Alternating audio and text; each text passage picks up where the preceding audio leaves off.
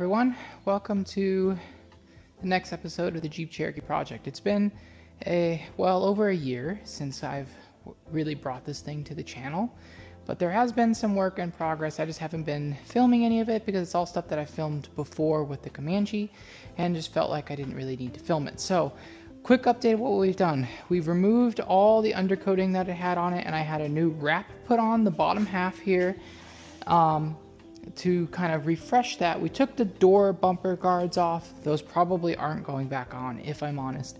They're ruined and new ones are kind of hard to get and just not really worth the effort, in my opinion. So we have our new fender flares here. Those are going to be going on today.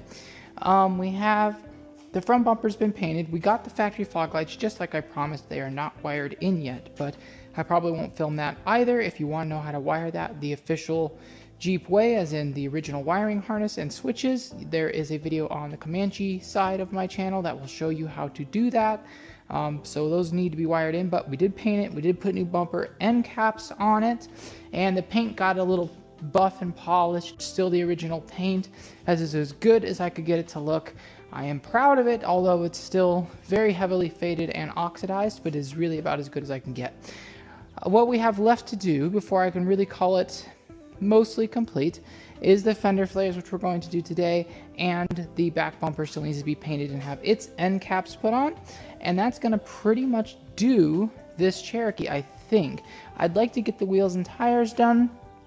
I'm really going to try to do that, but I'm in a bit of a pickle with those because the old ones that I have here are in such a crusty state. I don't really know if I can get these repaired or not. I have a wheel guy in town I need to get a hold of and try to get these repaired and refurbished. If I can do that, then we're going to have a new set of tires put on them, and we're going to take these ugly gray, well, just atrocities off of the Jeep, and then it'll be done.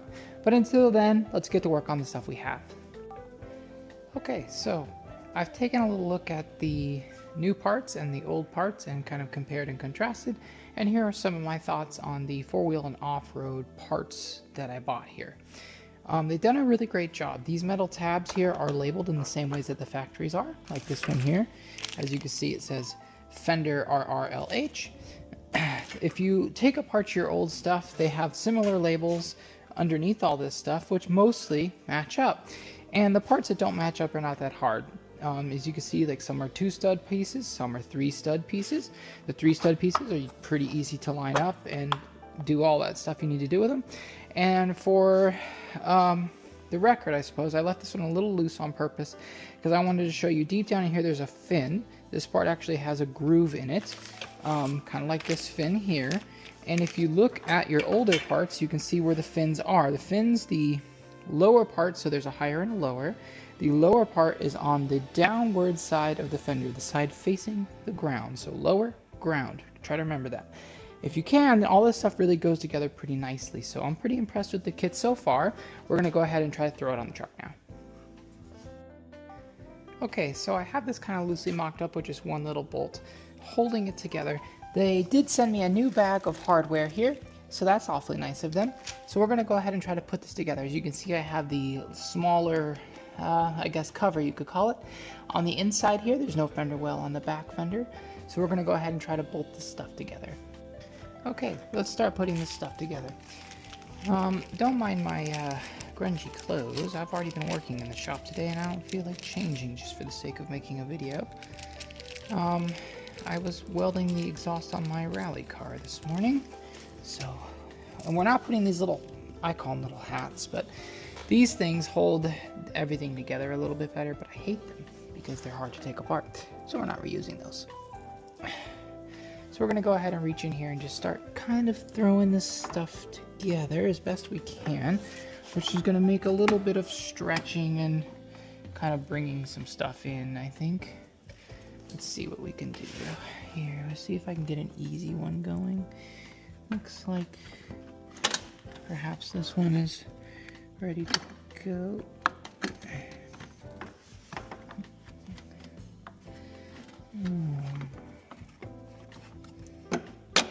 There we go. Not too bad, huh?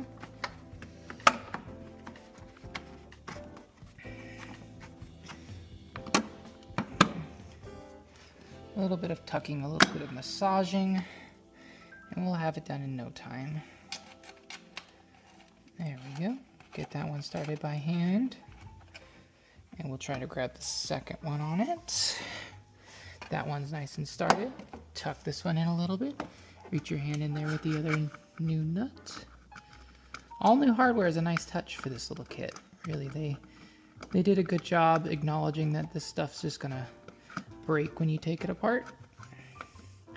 So nice work, 4-Wheel and Off-Road, or whoever your parts supplier is, for thinking ahead on that. Now, all this plastic is new, so, you know, out of being molded and put into the box, there will have to be a little bit of stretching. Don't be afraid to kind of stretch as you need to.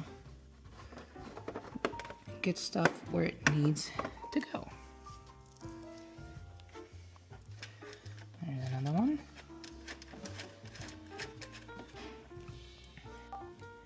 Okay, so as you're building it, don't be afraid to use, like say I have this nut and this nut, to tighten it closer so it's easier to get the ones that are fighting you the most. Just don't want to get too aggressive with it because it is still plastic and it will just kind of mold to what you're trying to do.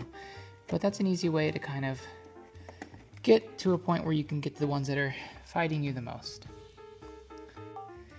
When all of the nuts are installed underneath, make sure you tuck the fender well into the fender. Mine still needs a little bit more tucking because I'm not done massaging it.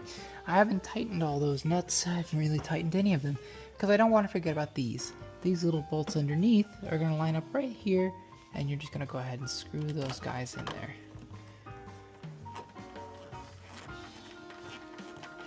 And same with the front. You don't need to go really tight on these. They are just little teeny tiny guys, just little quarters, little self-tapper style ones. So you're just gonna line those up with the holes and go ahead and put them in there. Looks like my wrap guy went right over this one, so I'll have to make a little modification on that one. So when you're all done, it should look something like this. That's all the nuts tightened. You have your two little small quarters in the sides. And there you go. That's what it'll look like when you're done. So that's one side done. I'm going to do the other rear, and I'll check back in with you guys when I start the front one. Okay, so let's get to work putting these little tabs into our front fender here. You can see they kind of just clip in. Some of them are more of a struggle than others, but they're not too bad. Let's see here. Oh, this isn't this side. This is this side. You kind of just get them in there, and sometimes they'll fuss with you. Terribly sorry it's been so long since I've updated anything with this Jeep or any other project. Last year got quite crazy for me. I had a big surgery, and I had to recover for that, and also I got married, so it was a very busy year for me, to say the least.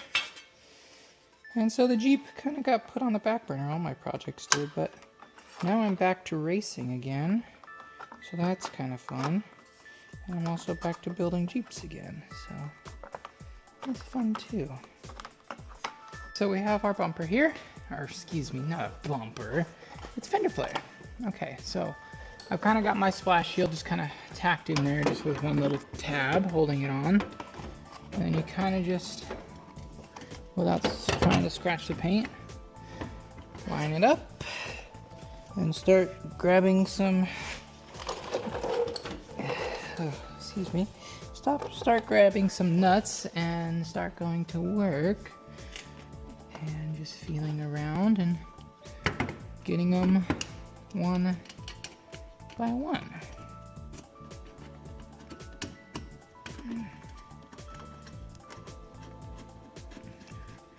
Once you get the first one, I like to just start moving my way, boom, boom, boom, boom, boom, boom, all the way out until they're all tight. And then we get the two little guys on the bottom, the two little 7s, and then I'll show you what to do at the front. And then, you know, I'll see you when we get there.